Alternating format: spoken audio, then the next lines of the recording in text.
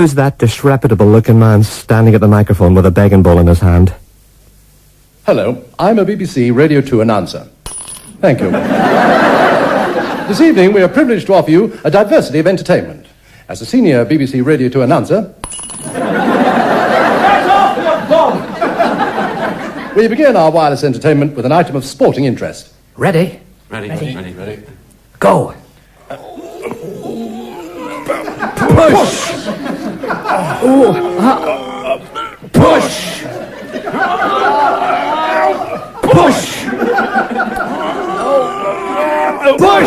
Hopeless. You're the worst tug-of-war team I've ever seen. That was stupid, wasn't it? It was ridiculous. A tug-of-war team, and they were all pushing instead of pulling. Stupid, that. They must be the most stupid team in all the world. They're not. There's a team more stupid than they'll ever be. It's Jimmy's Cricket Team, starring Jimmy Cricket.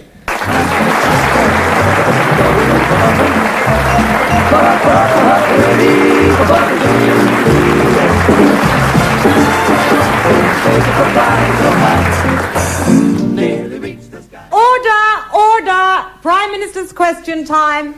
Is the Prime Minister aware that the economy of this country is at its worst for over a quarter of a century and is getting worse under his leadership? Is the Prime Minister not now fully aware that he is not a fit person to hold office? Thank you.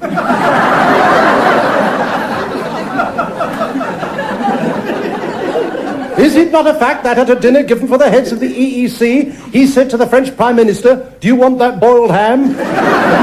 And that this remark made him and the people of this country nothing more than a laughingstock? Thank you.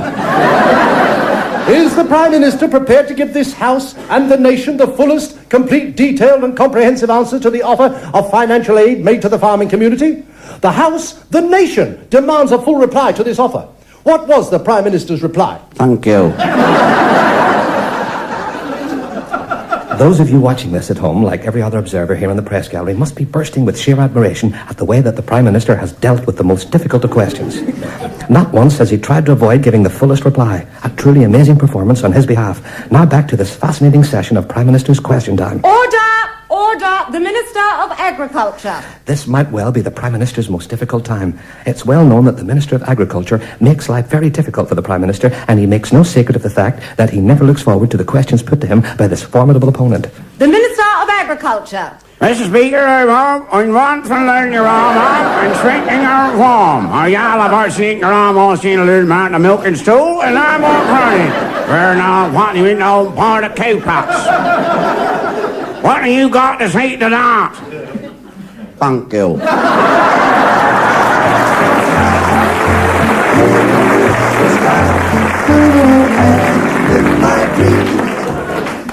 You've done lots of stupid things this week, haven't you?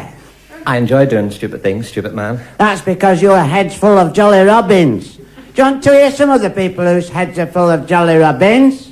I'd love to, stupid man. Then listen to this. This is really stupid.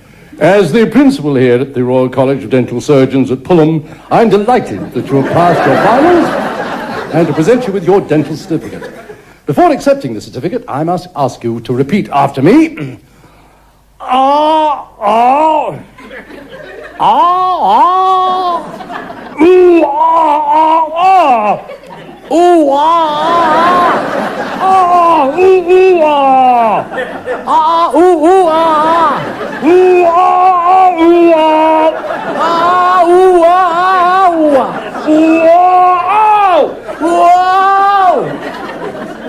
And finally,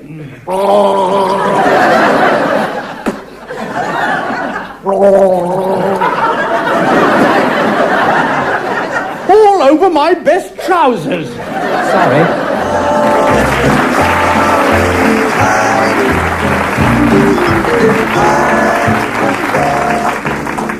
You know, folks, I've been getting a lot of those telephone nuisance calls lately. People keep bringing me up and tell me I'm a nuisance. This is probably one now. Hello? Hospital requests. It's the biggest nuisance of them all. Please, I need a shoulder to cry on. Try the hard shoulder off the M25. Please, I am a woman alone. Now, don't try that pleading for sympathy bit with me again. I am unwanted. I have been steward upon the pitchfork of life like a mouldy turnip. If I was being given away free on the shelf in the supermarkets of life, nobody would want me. If I was wearing yellow wellies with pink spots, a kilt, a bomber jacket and a top hat, I wouldn't be noticed in a nudist camp. A woman alone. You haven't been back to that dating agency again. I have that. You've been to that dating agency twice before, and each time it was a disaster. I know. I thought third time lucky I'd give it another crack. So what happened? I asked them to fix me up with a man in uniform. I love men in uniforms. Uniforms? I asked if I could have a fireman. I don't know what it is about firemen, but they send me berserk. The hot blood starts surging. I get the pangs and the urges and the longings. The heart starts beating like a ferret in a bowler hat.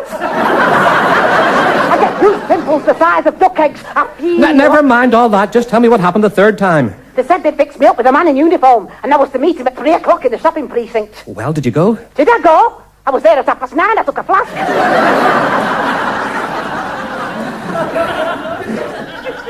Now, try and control yourself. Oh, I'm past that now. Tell me what happened at 3 o'clock. I was wearing my new frock, what I got out of the catalogue. 75p a week for 23 years. I thought it'd be worth it. 3 o'clock? What happened at 3 o'clock? He was there, standing under the clock in his uniform. It was him. I thought, no messing about this time. Get stuck in. I threw my arms around his neck and kissed him. Ooh, what a kiss I gave him. Just like what you see on the telly in them films suitable only for 18 and over. He must have thought he'd been hitting a gob with a hot, wet sponge. I gave him a right belter. Oh, he must have been overjoyed at your show of affection. Overjoyed, overjoyed. He sent for a policeman.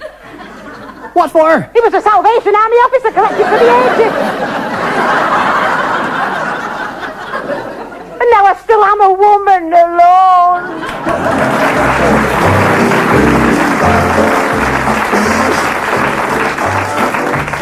You know, that woman drains me. I could do with the rest. Then why not join me in searching out the delights and treasures that are all part of this beautiful Britain?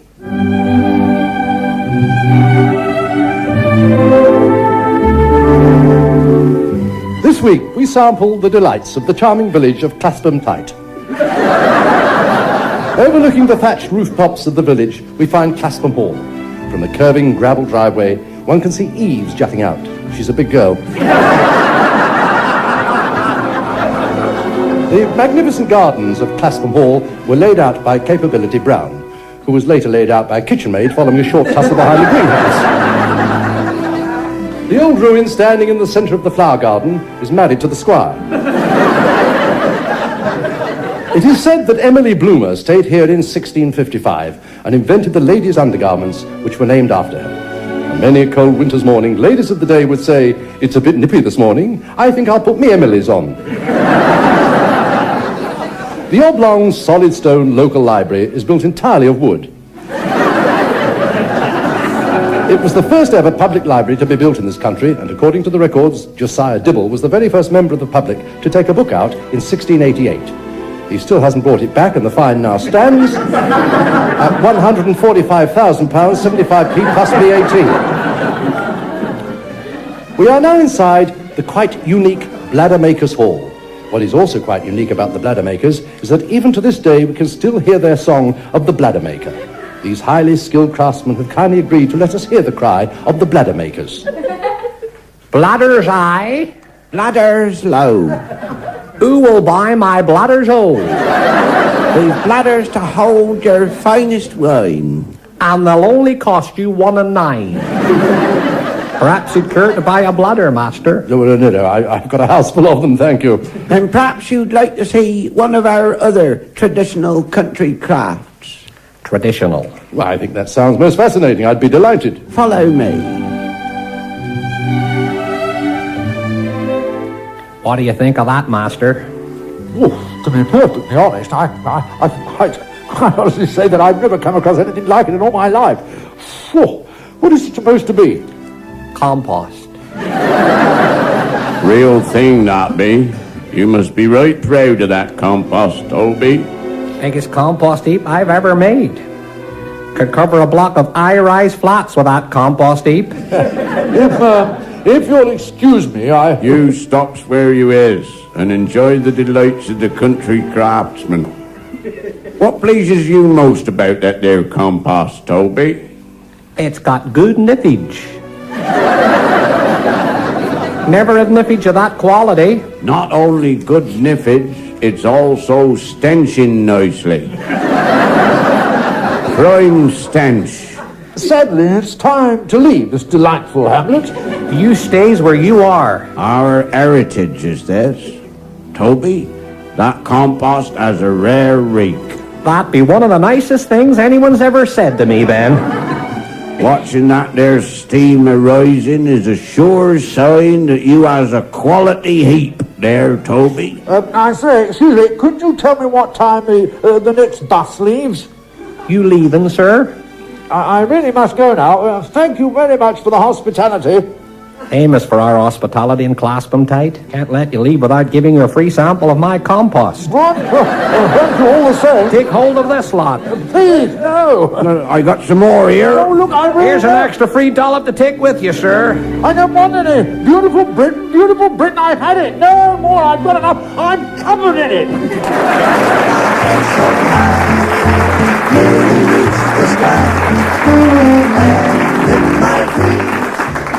And do you take this man to be your lawful wedded husband? I do. And do you take this woman to be your lawful wedded wife? I could if I wanted, but I'm not going to.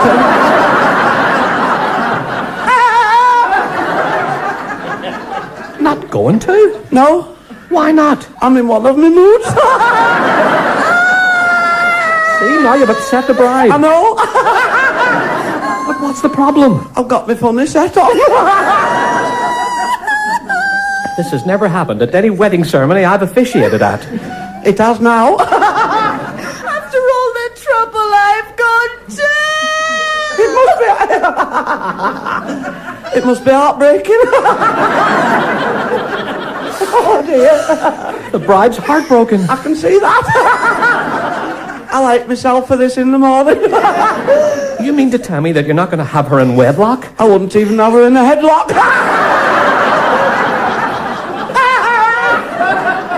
That would have gone. I hate you. I hate myself, but you've got to see the funny side. Daddy. Now you're for it. You heartless, cruel scoundrel. You unscrupulous bounder. You unfeeling rogue. You wretched man. I think he's upset and all. Have you any idea how much this wedding has cost me? I bet he didn't get much change out of 1,000 quid. Will you shut up, you stupid girl? He don't like it either. I'm sure we can get this misunderstanding sorted out. This wedding has cost me over £2,500. £2,500 wasted just because of you. Oh, I seem to have caused a bit of bother. And the expense of the cars and the hall and the reception and the bridal gown. Do you think I should reconsider? I most certainly do. All right. Start again. Do you take this woman to be your lawful wedded wife? I could if I wanted, but I'm not going to. I'll go in the burning fire, will I?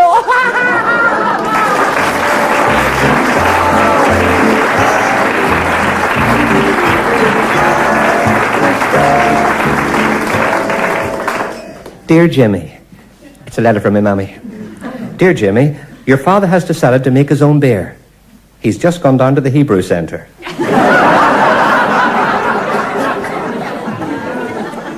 Remember the time he wanted to make his own cider? He spent a week looking for a woodpecker.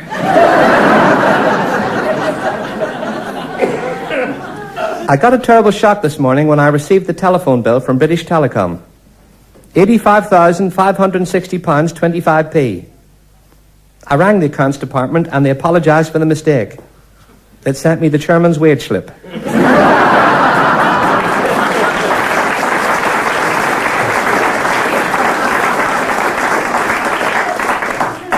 They're very nice. They've just put a new telephone in, but we're keeping the old one for wrong numbers.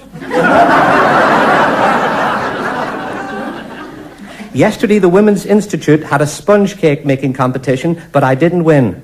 I was taking my sponge cake to the hall, and the wheel came off the handcart.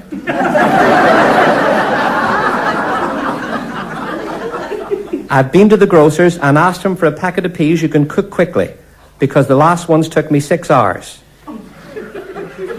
He said, how was that? I said, it said on the packet to be boiled separately.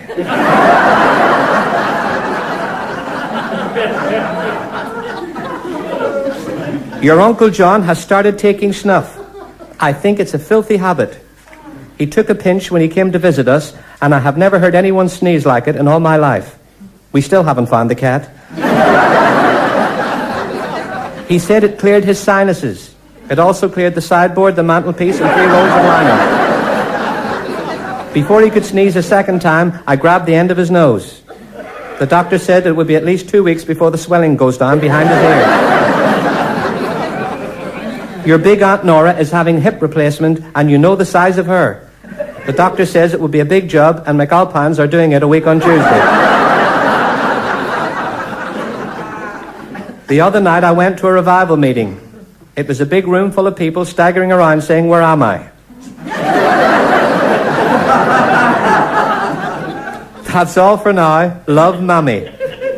P.S. And there's more. A lady who lives 4 miles away knocked at the door this morning. She brought the cat back. Love, Mammy.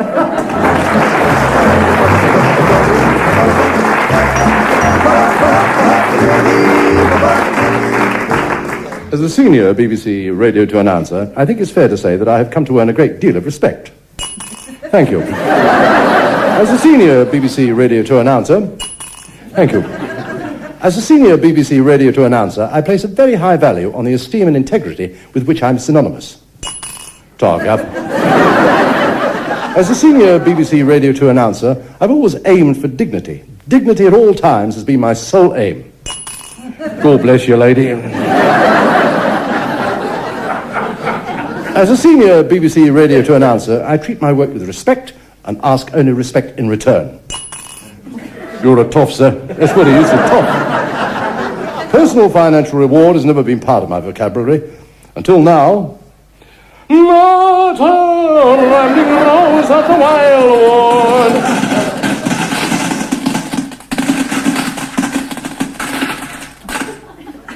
I think I'll elbow this announcing caper. Myrtle, with your fragrance divine. Excuse me, officer. Could you direct me to the police station? I wish I knew where it was myself. I should have gone off duty 2 days ago.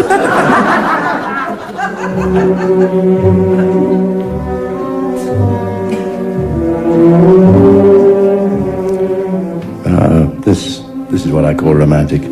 I mean, really and truly romantic. Please, don't say a word. This is the sort of thing that I've dreamt about for such a long time now, and it's actually come true. I think this must be the happiest night of my life. The real romance that's been missing from my life for so very long. Please, don't say a thing. I want you to know how much this means to me, because you and only you could have made this night of bliss possible. Please, don't say a thing. Believe me when I say from the very bottom of my heart that only you and you alone could have made it at all possible. The 2 of us dancing in the dark. You must know, my dear, you've given a new meaning to my life. Thank you.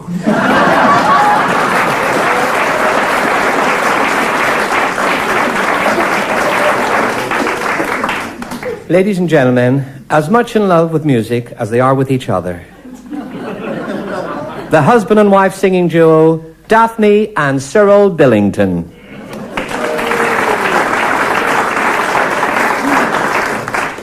Lovely to see you both. A sheer delight, darling. A joy to be here, as always, old fellow. I'm told that you've been asked to appear in one of Mozart's most famous operas. And we're so excited, aren't we, Cyril, darling? Something my dear wife and I have always wanted to do. Which of Mozart's operas will you be appearing in? Cozy Fanny's Tutti.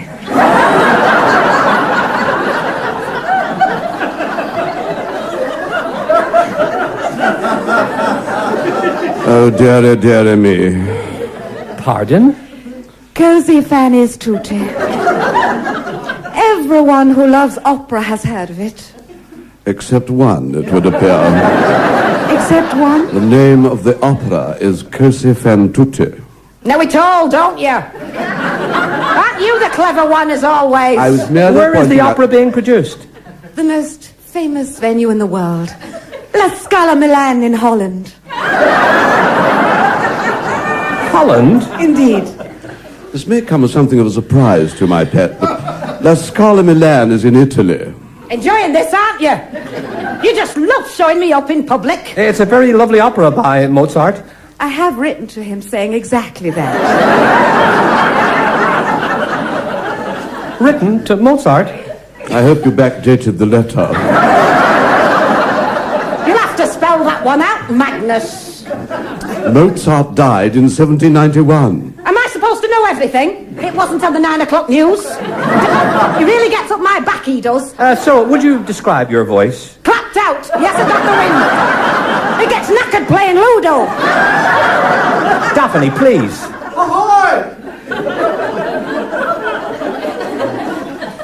I suppose you could describe me as a basso profundo. He's always been a pig in basso profundo. All right, basso. Daphne! You must be delighted being asked to sing at the Promenade concert. At the end of the pier in Bridlington, actually. I'll burst him, I will. I'll pig him well burst him. Look at him, just look at him. He stands there with a face like a bucket of maggots. Daphne. Daphne, Cyril, I'd like to show you both something. Yes, darling. What might that be, dear fellow? The door.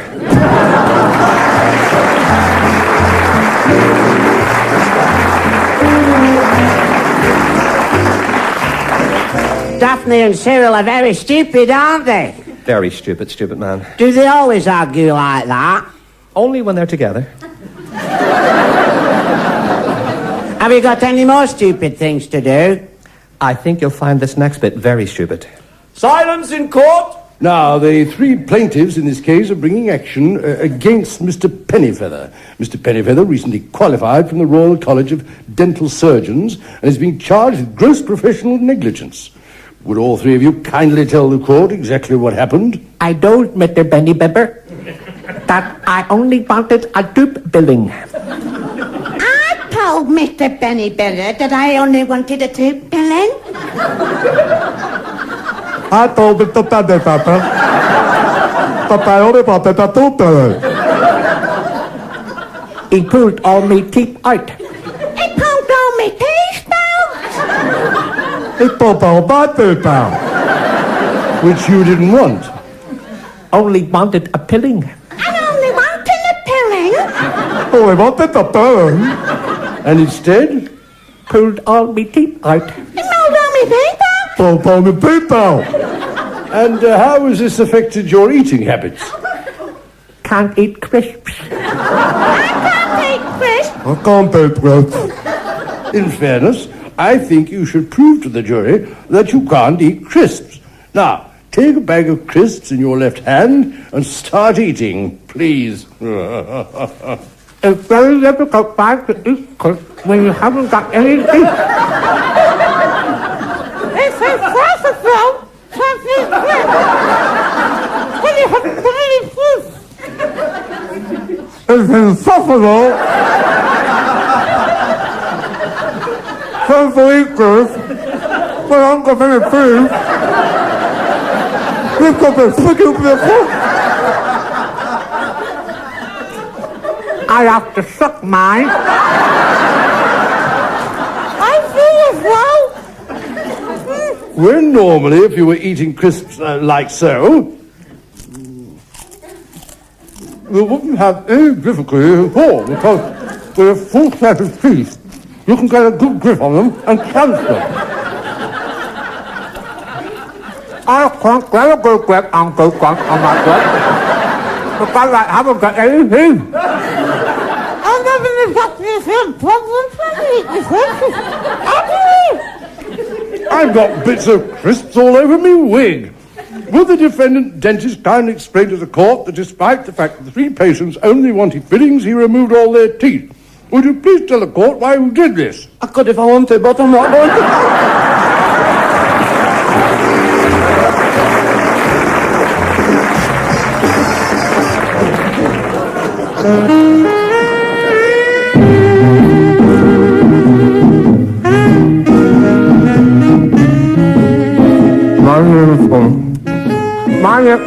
Hang on a minute.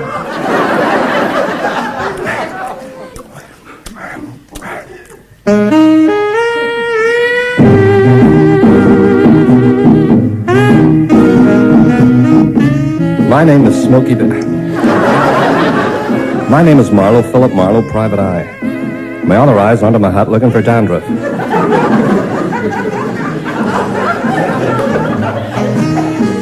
I wasn't feeling overjoyed with myself.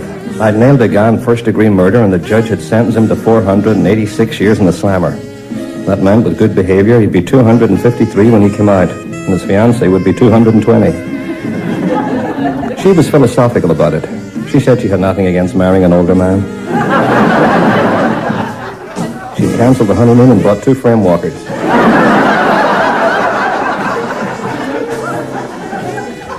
I was tired. I slumped in the chair behind my desk and took my gun out of my inside jacket pocket with a smile. I must stop doing that. It hurts my mouth. I was hungry. I hadn't eaten for 24 hours. I opened the door of the freezer. The cat jumped out and went over and stood with its back to the fire. It was midnight and the city was just waking up. There was a drunk in the corner singing with a big tear in his trousers. I knew the words, but I couldn't remember the song. That afternoon, I'd been to see an optician on the corner of 4th and 12th. No wonder my eyes were far apart. I was tired. I gazed up at the stairs. No, I was tired and I gazed up at the stars. I'd ordered that roof 6 weeks ago and it still hadn't arrived. I wasn't in the best of moods. My teeth hurt like crazy. They were digging into the fleshy part. I took them out of my back pocket and put them in the drawer. I was still hungry. I fancied a meal at a Chinese place I knew on the other side of the town, so I rang Yellow Cabs. He did a great Chinese duck, and I really liked it. When I asked him how he made a Chinese duck, he replied, I usually throw a chopper at him. I never did get to eat that meal. I watched the handle of my office door as it began to turn very slowly. This was trouble. I looked up at a tall, slender figure. Shoulder-length blonde hair, skin like porcelain, a neat lacy blue jacket fitted at the waist with tiny white flowers edging the lapels, and a pencil-slim skirt with high-heeled shoes. Big blue eyes gazed at me with just the faintest hint of a smile. I just sat back and said, my name is Marlowe, Philip Marlowe, Private Eye. Then I threw him out.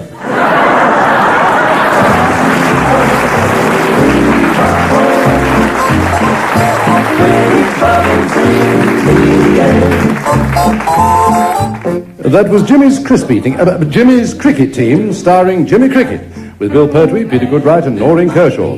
The script was written by Eddie Braben, and the show was produced in Manchester by Mike Craig. I thought you said that rather well. Well, I am a senior BBC Radio 2 announcer. Oh, bless you, sir, you're a toff. It's my poor wife and young ones what I used to feed. Times is hard, sir.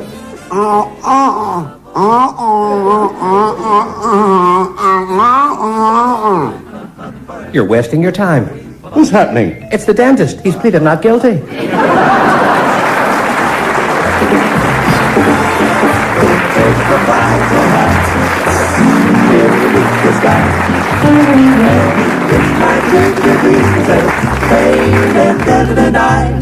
Fortune's always hiding. I've looked everywhere, but I just keep on blowing bubbles. I'm forgetting all my little troubles. I'm forever, ever, and ever blowing bubbles. Lots of pretty bubbles, big fat bubbles in the air.